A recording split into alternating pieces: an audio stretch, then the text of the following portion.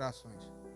Queridos, nós, na semana passada, demos início à exposição da carta aos Romanos, em que nós expusemos ou apresentamos o panorama geral da carta, o propósito para o qual a carta ela foi escrita, e entramos diretamente no quesito da justificação, a qual explicamos que justificação é o ato soberano de Deus para tornar o homem justo, e não só um ato soberano de Deus tornando o homem justo, mas também um ato de Deus para endireitar os caminhos do homem, porque nós trazemos que o significado de justificar, de Kaió, quer dizer endireitar, tornar justo, tornar limpo, purificar. Então, a justificação operada por Deus, ela não somente nos torna justos diante do Senhor, também tem o poder de endireitar os nossos caminhos. E por isso é que a mente humana, os méritos humanos, eles são insuficientes para alcançar esse ato de justificação, que é uma exclusividade da soberania de Deus, e que nós começamos a explicar primeiro, porque a ira de Deus, ela se abate sobre a natureza humana pecaminosa, distante de Deus, que a partir de Adão o homem passou a apresentar, né? E por causa desse distanciamento, desse orgulho do homem, dessa autossuficiência de achar que não depende de Deus, então cada vez mais o homem se afasta de Deus e abraça a mentalidade impura, abraça a mentalidade imoral. E ali nós expusemos o que quer dizer a questão do abandono do uso natural das coisas e da mudança da glória de Deus para a imagem de homens e de aves e de animais, e que dentro dessas atitudes estão incluídas justamente essa propagação da ideologia de gênero, que demos até o exemplo de gente que está tão contaminada por isso que agora se reclama do direito de querer ser um cachorro. E na verdade é isso que está acontecendo nos dias de hoje, né? Mas quando o homem, ele entende que ele foi feito para a glória de Deus, ele é uma imagem e semelhança de Deus, e criado para refletir a plenitude, a santificação, a glória, a graça do Criador, louvado seja Deus. Agora ele entra na graça, agora ele, por uma atitude de gratidão, porque a atitude do homem perante Deus, diante da sua justificação, é uma atitude de gratidão, é uma atitude de reconhecimento, porque a palavra, ela nos mostra que nós não servimos a Deus por uma obrigação, porque a obrigação é um algo imposto, a obrigação é um algo que por força maior nós somos induzidos para fazer, mas como nós fazemos por reconhecimento, nós queremos dizer, porque Deus me tirou de uma situação muito ruim, porque Ele me tirou do charco de lodo, da poça de lama do pecado, me deu uma nova história, me deu uma nova vida, me deu um novo nome, me deu dignidade. Agora, por gratidão e reconhecimento, eu me decido agora servir a Ele, viver para Ele e andar na vontade dEle para a glória dEle. E deixa eu lhe dizer uma coisa, é a única decisão e atitude do homem diante da justificação de Deus. A Bíblia, ela não abre espaço para o que uma corrente teológica, a dos arminianos, diz que é uma graça responsável, é uma graça preveniente. Ou seja, o homem tem coparticipação nisso. Não, é um ato exclusivo e soberano de Deus. Porque pelos nossos méritos, pela nossa natureza, pela nossa própria escolha, não estaríamos aqui. Não escolheríamos estar aqui. Mas por causa da graça de Deus, nós estamos aqui, sendo avivados pela palavra, sendo encorajados pela palavra, sendo renovados pela palavra. Louvado e exaltado é o nome do Senhor, sendo levantados pela palavra, porque nós sabemos que essa palavra é viva. Essas palavras que eu falo, disse Jesus em João 6,63, são espírito e vida. Louvado seja Deus. E hoje nós damos continuidade. Insuficiência em alcançar a justificação dada por Deus através dos seus méritos, através dos seus atos. Por quê? Paulo ele vai começar criticando os moralistas. E eu abro um parêntese até para eu me corrigir.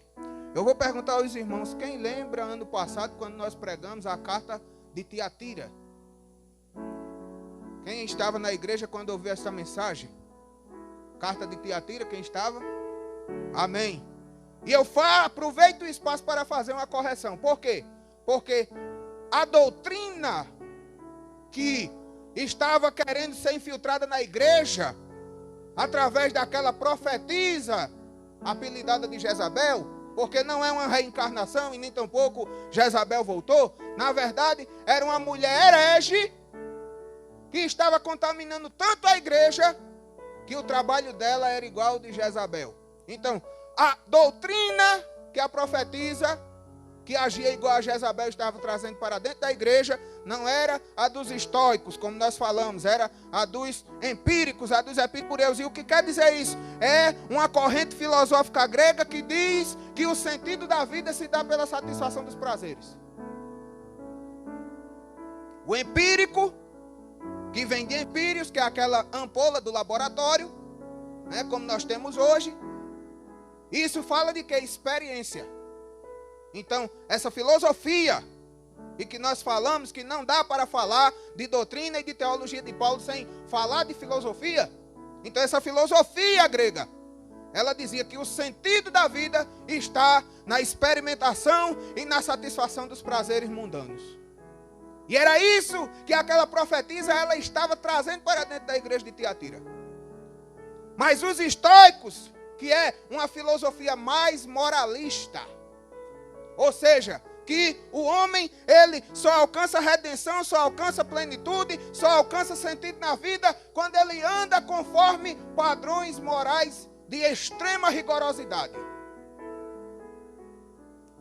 É aquele homem que não bebe nem socialmente. Mas eu não estou aqui defendendo bebida não, porque ao crente não convém beber.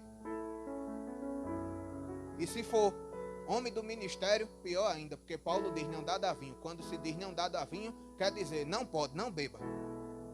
Não entorne. Porque tem muitos líderes, muitos pregadores, o social. Não tem nada demais não, Vanessa. Moderadamente. A Bíblia é clara, não dado, não pode. Não beba. Mas temos um outro extremo. O outro lado da corda, que é o falso moralismo, que quer impor limite a tudo. É nada pode, é nada faz. E esse moralismo estava entrando na igreja. E essa doutrina que muitos ainda insistem em dizer. Crente não pode ir assistir um filme no cinema. Crente não pode ir a uma praia. E se for tem que ir igual aquelas mulheres e aqueles homens do Afeganistão. Só falta vestir o xadó, a burca. Se for para a praia, se for para um banho. Não pode isso, não pode aquilo, não pode aquilo outro. Mas o coração cocheando em dois pensamentos, isso é pecado ou não é? Está se prendendo para os homens verem, mas o Deus do céu não sonda e não esquadrinha os corações? Então por que defender essa tese altamente moralista? Porque os estoicos diziam isso. Os filósofos da época de Paulo, que defendiam o moralismo, eles falavam a esse respeito. Se a terra é corrupção, não vamos desfrutar nada do que ela oferece. Mas é a palavra de Deus que diz em Salmo: do Senhor é a terra e toda a sua plenitude. Então ao Filho de Deus foi dado o direito de usufruir, porque é do seu Pai. Se faz parte da criação de Deus, usufrua, foi seu Pai quem criou. Tomar um banho de praia, tome banho. É criação do seu Pai, é criação do seu Senhor. É para um rio, vá tomar banho. É obra do seu Pai. Então não precisamos arrotar moralismo para mostrar justificação, não.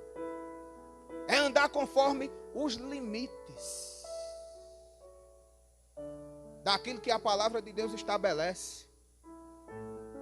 Porque a palavra do Senhor, ela estabelece justamente limites para que a nossa liberdade cristã, ela não se torne libertinagem. Porque a liberdade sem limites, ela se torna isso, libertinagem.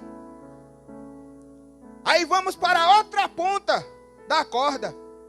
Tem nada a ver, isso é normal, epa lá. Deus estabeleceu limites na sua palavra, dos quais nós não podemos ultrapassar.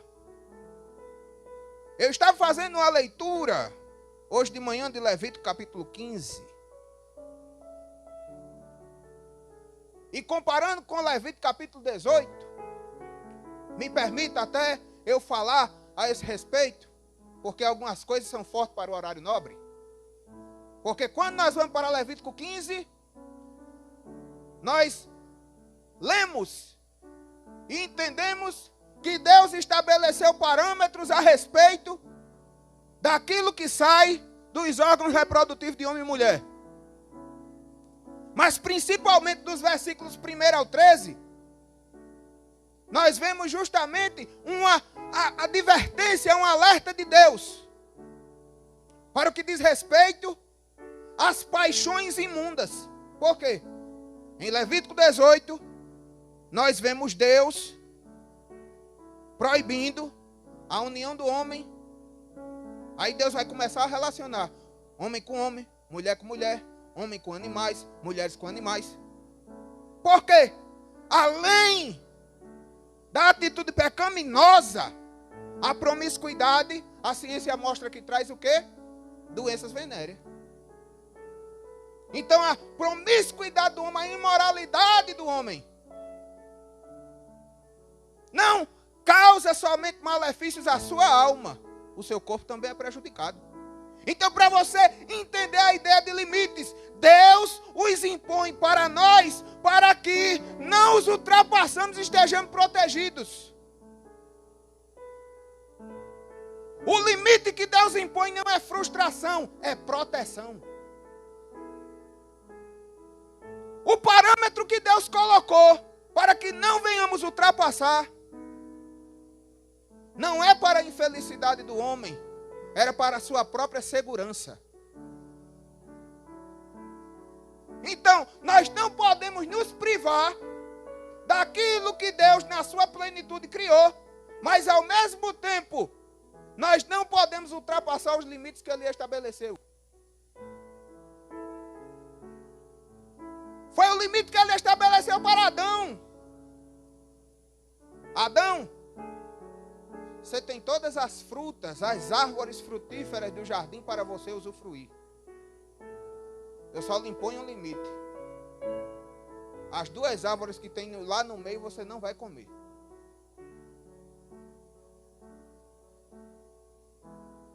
E aí é que nós fazemos a diferença entre o estado de consciência e o estado de pureza. Consciência Adão tinha, porque ele havia sido advertido por Deus. Não coma, não pode. Tudo você tem. Mas, por causa do desejo incontrolável, aí muitos falam de livre-arbítrio.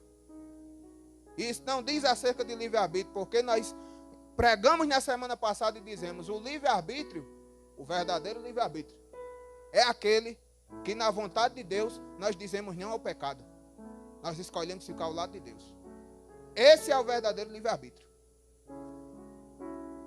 Mas Adão, por causa de curiosidade, foi na árvore do conhecimento do bem e do mal.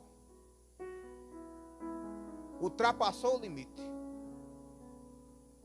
E para que ele não viesse a comer da árvore da vida, aí Cristo cerrou o caminho do jardim. Hoje a Bíblia diz em Apocalipse que a árvore da vida está onde? Lá, na glória. O Criador arrancou e levou para junto dele lá. Está lá agora. Mas volta quando a terra for restaurada. Porque nos novos céus e a nova terra, a eternidade e o plano terreno vão ser um só. Louvado seja Deus. Mas só para os irmãos entenderem que da mesma maneira que nós não precisamos ultrapassar os limites, também não precisamos nos privar por causa de uma moralidade daquilo que Deus criou. E aí onde Paulo vai condenar no verso 2. Você está apontando o que o seu coração mesmo é desejoso em fazer?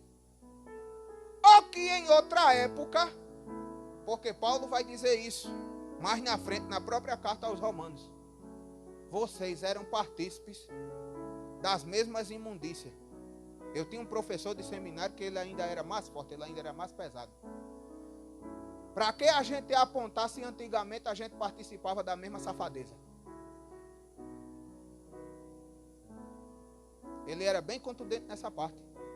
Então o moralismo ele é condenável diante de Deus. Porque justamente nós não temos direito. Primeiro, porque se estamos aqui, nós fomos justificados por ato único, exclusivo, jurídico e legal de Deus.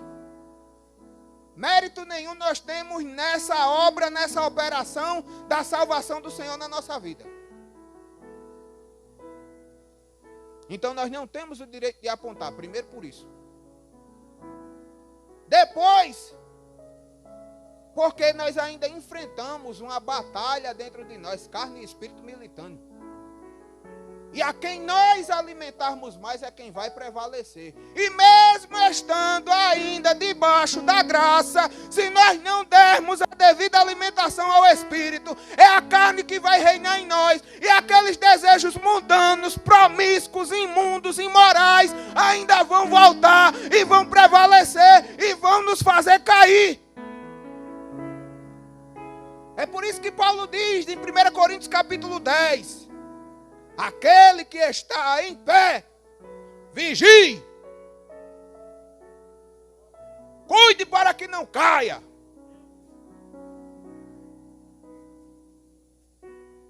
Está em pé, vigie. É pela graça que você foi salvo, está sustentado na videira verdadeira e está de pé. Porque nós éramos zambujeiro bravo, oliveira falsa. Porque zambujeiro bravo quer dizer isso, oliveira falsa. Tem a oliveira verdadeira, aquela docinha boa, gostosa. Mas tem a oliveira brava, a oliveira falsa. Que se você comer, você se envenena e morre. Mas Deus, na sua infinita misericórdia, na sua obra de justificação, Ele nos tirou da raiz do zambujeiro. Louvado seja Deus, através da justificação, Ele fez uma operação maravilhosa, nos colou, nos grudou, fez um enxerto no ramo da oliveira verdadeira, que é Cristo Jesus, e nós deixamos a velha natureza para começar a produzir fruto bom, digno de arrependimento, porque sobre nós agora começou a operar a graça de Deus.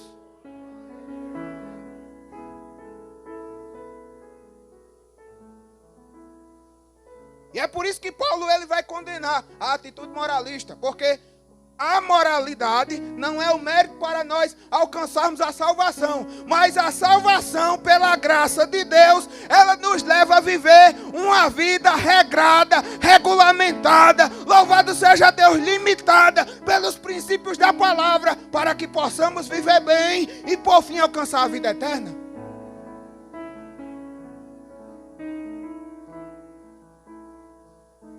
A relação de efeito é essa. Não é que a moralidade ela seja a ponto que nos leva à salvação. A moralidade é um instrumento de Deus para que nós possamos mostrar ao mundo a salvação que recebemos.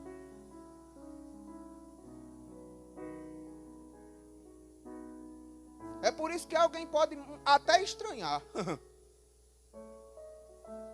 Mas sabe por que na hora que a bandinha toca, meus pés não seguram? Porque eu estou na presença do meu Pai. E na presença de Deus é fartura de alegria.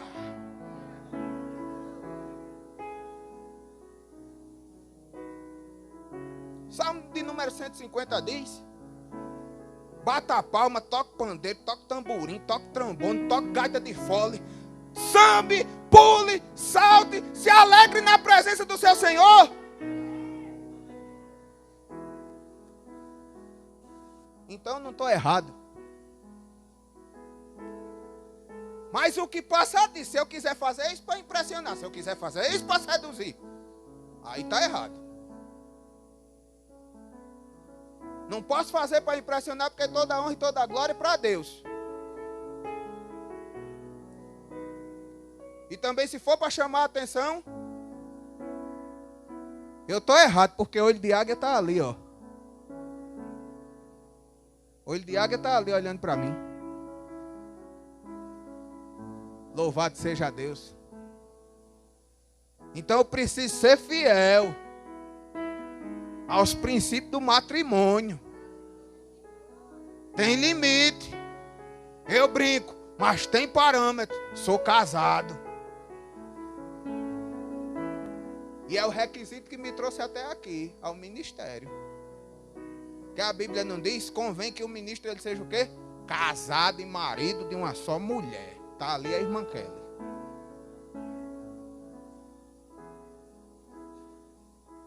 Louvado seja Deus. Então por isso que Paulo ele condena essa posição moralista, esse pensamento estoico, proibitivo. Nada pode. Epa, há controvérsia. Há exceções. Há limites. Porque Deus ele não priva os seus filhos de usufruir da sua criação. Agora usufrua com responsabilidade. Desfrute com moderação. Esse é o parâmetro da palavra de Deus. Porque Ele nos transformou para isso, para a glória dEle, para vivermos na graça dEle, para nós desfrutarmos das bênçãos dEle. É por isso que ser crente é bom. O povo acha, não, ser crente é tão chato. Ah, não tem baderna. A gente tem som, mas o som é ungido. O barulho é santo. Aleluia. Quando Deus entra no nosso meio, aí mistura com glória, mistura com aleluia, mistura com exaltado seja o nome do Senhor, com línguas estranhas, com profecia, com interpretação, com mistério. O poder do Espírito Santo desce e o nome do Senhor é glorificado no nosso meio. Porque Cristo diz, aonde estiver 2 ou 3 reunidos em meu nome, ali eu estou presente no meio deles. É por isso que até festa de crente é bom. Talvez eu nunca tenha dado esse testemunho. Sabe onde é que a bandinha começou? Num churrasco na casa de Márcio. Foi lá que a bandinha começou. Um levou pandeiro, outro levou o surdo, outro levou o tamborim, outro levou o violão. O vocalista forte estava lá também, não era Gama? Aí o pastor, quando viu a batucada pronta, ei, não vai ficar só aqui não, viu? Vamos levar para a gente organizar esse ministério lá na igreja. Resultado, a bandinha foi formada. Para você ver que festa de crente é bom. Vida de crente é bom. Não é só alegria não. Ou melhor, não é só tristeza não. Não é só monotonia não. Tem alegria. Tem júbilo. Tem cântico. Tem gratidão. Louvado seja Deus. Então não precisamos nos prender a essas doutrinas de hoje que diz: nada pode. Use assim os homens tacados no pescoço, até o pescoço. A mulher com as mangas até aqui. Não. O parâmetro que a Bíblia estabelece é ordem e decência. E aí nós estaremos glorificando a Deus. Porque nós devemos entender, o verdadeiramente justificado, ele é transformado por Deus para ser diferente em toda forma de ser. Justificado não é endireitar? Então você foi endireitado. Então você vai saber como andar direito, como vestir direito, como falar direito, como proceder direito, como agir direito. Porque a lei de Deus vai lhe esclarecer. Desperta tu que dormes, levanta-te de entre os mortos e Cristo te esclarecerá. E como a Bíblia vai te esclarecer, Salmo 119, o versículo 105, está escrito: lâmpada para os meus pés é a tua palavra e luz para o meu caminho.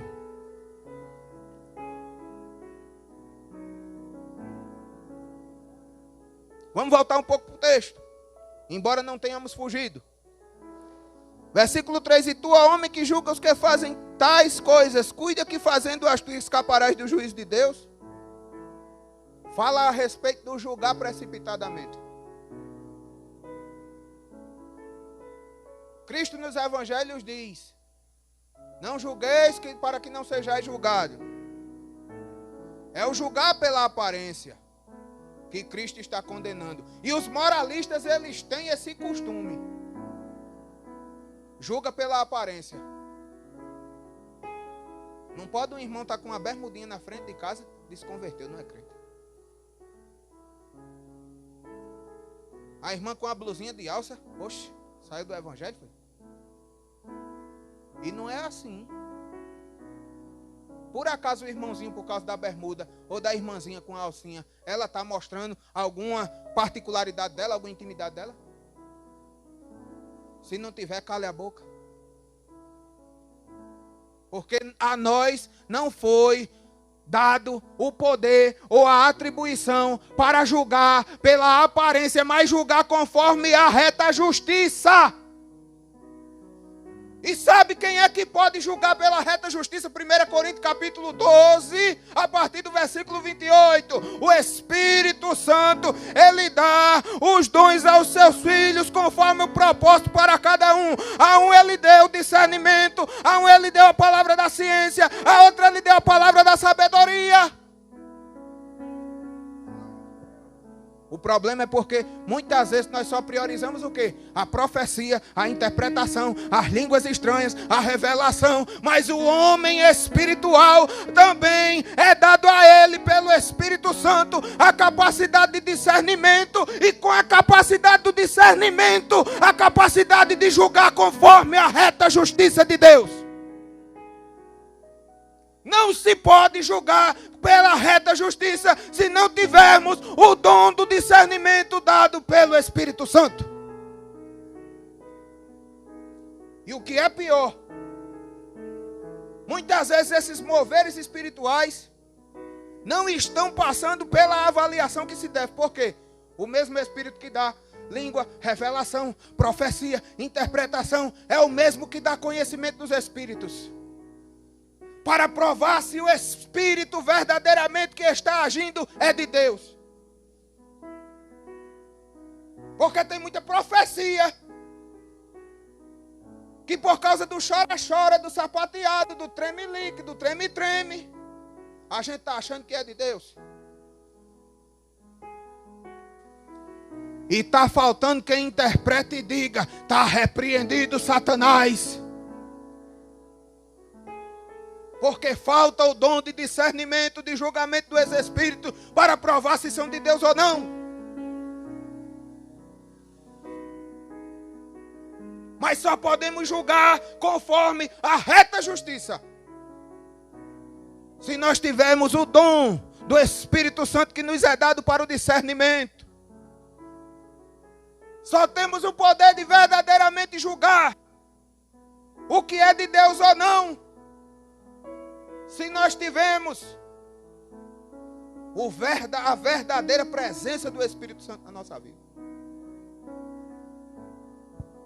É por isso que o moralismo por si só não responde, não corresponde, não atinge, não preenche o requisito de alcançar a justificação e a redenção da parte de Deus. Porque não é feito conforme a justiça divina, é operado conforme o pensamento humano. Mas quando nós andamos conforme a lei divina, a lei do pecado não nos alcança. Porque a lei de Deus, ela estabelece os princípios de como devemos andar, o que não devemos fazer e o que podemos usufruir. Então, quando nós vivemos a lei, por quê? Vamos fazer uma comparação. No direito brasileiro, nós temos o Código Civil, nós temos o Código Penal. O Código Civil que disciplina os negócios, as questões comuns do dia a dia, dos contratos, das sociedades. Então essa parte é do direito civil. Nós temos o direito penal, que fala a respeito dos crimes e das penalidades. Ou seja, as punições que serão aplicadas aos diversos tipos de crime. Nós temos o direito constitucional, que fala a respeito daquilo que a Constituição Federal, a nossa lei maior disciplina. Então, da mesma forma, na lei de Deus, nós temos a lei moral, a lei espiritual. E Paulo vai mostrar em Gálatas capítulo 5 e o versículo 22, quem anda na lei espiritual, de acordo com o fruto do Espírito. E o que é o fruto do Espírito? Aleluia, é gozo, paz, é alegria, é mansidão, é domínio próprio, é temperança, é fidelidade. Louvado seja Deus. Contra essas coisas não há lei. Nós nunca seremos apanhados pela lei moral se nós andarmos de acordo com a lei espiritual.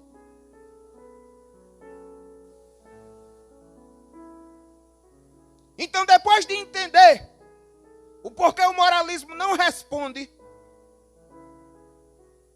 e por si só não atinge a graça redentora de Deus através da justificação, nós temos também um grande problema. Por quê? Eram os judeus assegurados simplesmente na promessa que Deus fez a Abraão. Eram os judeus que se sentiam seguros. Na verdade, precisamos abrir um parênteses para dizer: os fariseus, os judeus hipócritas, falsos moralistas,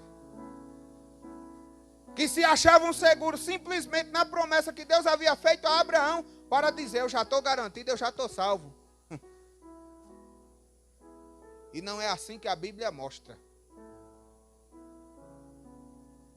Porque o Deus que fez a promessa a Abraão, lá no capítulo 12 de Gênesis: eu sou o Senhor, Abraão, sai da tua terra, da tua parentela, e vai para onde eu te mostrar. E lhe fez a promessa de fazer dele uma grande nação.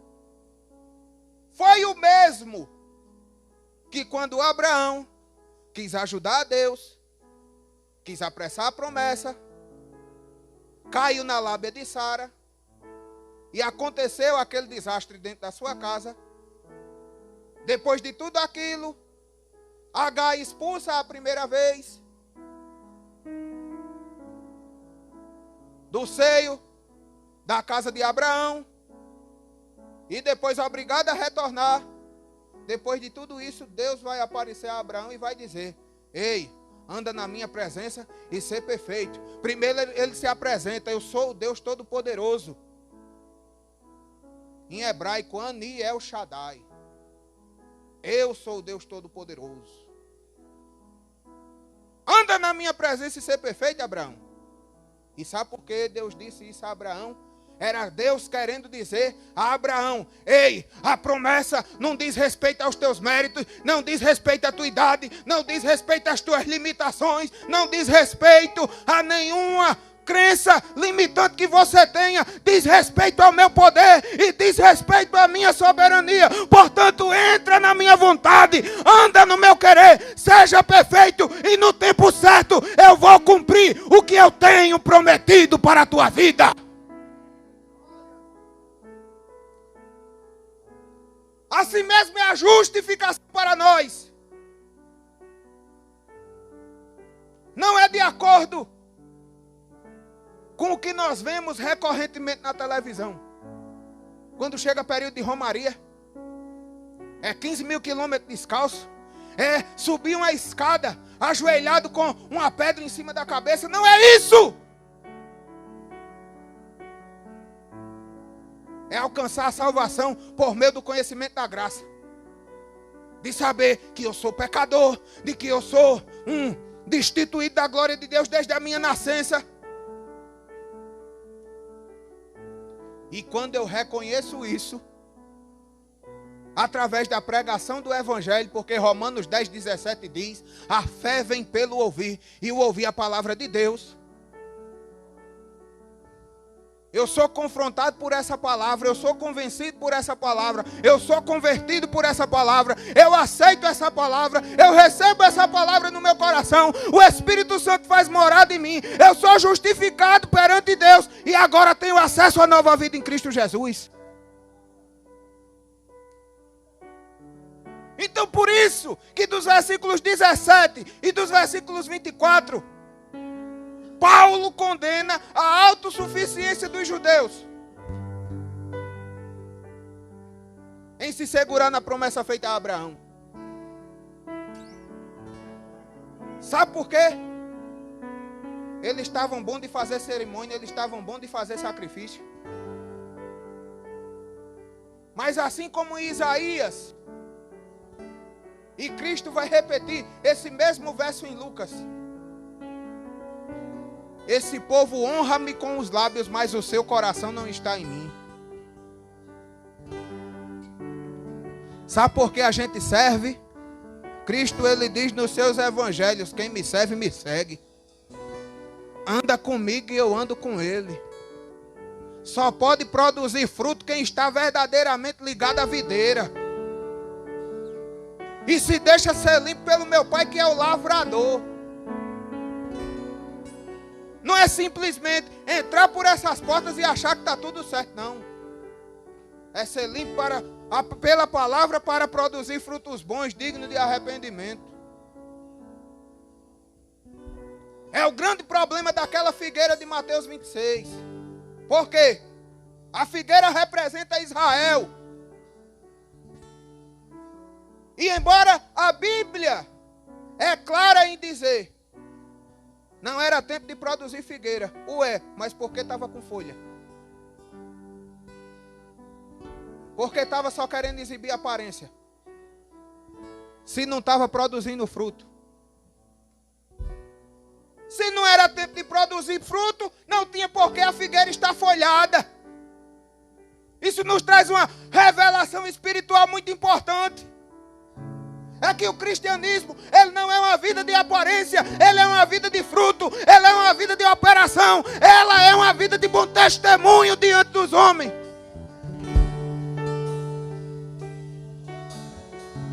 Então não tinha porquê A figueira sem produzir fruto está com folha. Porque é simplesmente aparência. E é por isso que Cristo, quando vê aquela cena, diz: nunca mais se produza fruto dos teus galhos. Foi Cristo terminar a frase, a figueira secou. Porque Cristo mesmo diz na sua palavra: todo ramo que em mim não produz fruto é cortado e jogado para o fogo. Mas aquele que produz, o meu Pai trabalha nele, limpa a poda, deixa direitinho para ele produzir mais. Então por isso que a justificativa judaica, a partir dos versículos 17 até o 24, eram insuficientes para também alcançar a salvação, a justificação. Por quê? Estavam produzindo tudo no mecânico, no protocolo. Era como se simplesmente estivessem seguindo o manual. Mas na verdade a adoração a Deus, ela não é dirigida por um protocolo, ela não é dirigida por um manual, ela não é dirigida por regras e práticas, ela é aceita perante uma adoração, um serviço a Deus em espírito e em verdade. E são esses adoradores, como diz João, capítulo 4, versículo 23 e 24, que o Senhor procura nos dias de hoje.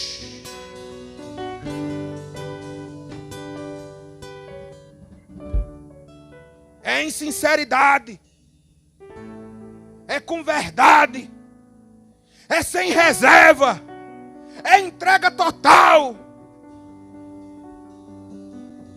é sem impor limite, tampouco impor limites ao poder de Deus. Porque quando a gente diz não pode, é como a gente estivesse até duvidando do poder de Deus para nos ajudar. Porque até aquilo que a gente não tem, Deus nos dá para que possamos realizar a vontade dEle. Aquilo que a gente não tem, Deus ainda nos dá para que possamos realizar a vontade dEle.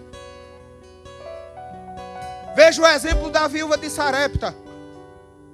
Em 1 Reis capítulo 17, dos versos 1 ao 13. Primeiro, Sarepta era uma região fronteiriça de Israel com a Fenícia. Possivelmente aquela mulher era estrangeira. E aí é que nós vemos a glória dessa palavra.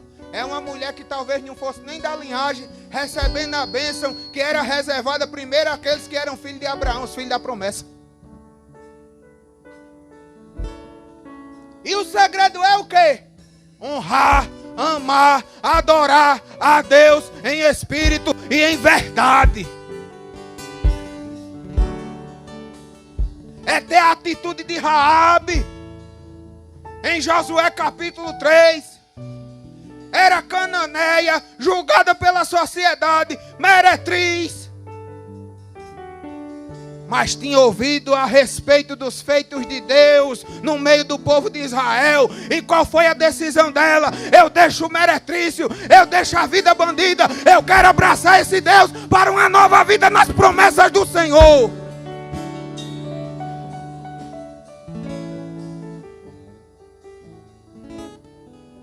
O exemplo de Ruth, moabita, que os moabitas eram idólatras com força, adorador de Baal, mas diante da fé de Noemi, Ruth se decidiu: eu deixo Baal e abraço Yahvé. Eu deixo os deuses estranhos e aceito Jeová. E o resultado foi que a sua dignidade foi restituída. O remidor apareceu e ela se casou. E deu seguimento à linhagem. E da linhagem de Ruth nasceu quem? Jesus de Nazaré. Então a justificação, ela não depende dos nossos méritos. Ela depende da graça de Deus para transformar a minha e a tua história. Então eu vou aproveitar pela ousadia do Espírito de Deus essa noite. Vou convidar, pastor, você que está aqui, ou que está assistindo pela transmissão ao vivo, eu quero lhe fazer um apelo.